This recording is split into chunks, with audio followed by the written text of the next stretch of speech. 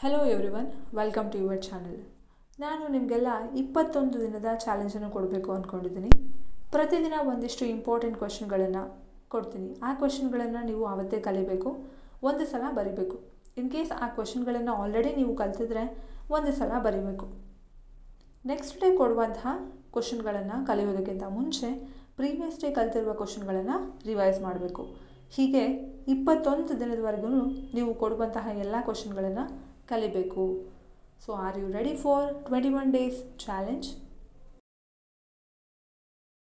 Define resistivity. Define unsymmetrical ether. What are interstitial compounds? Write any two characteristics of interstitial compounds. Define coordination number. What is an ambidextrous ligand? Give example. Define molarity. Write RNase equation. Mention the terms. What are fat soluble vitamins? Give example. Define colligative property. Explain SN2 mechanism with example.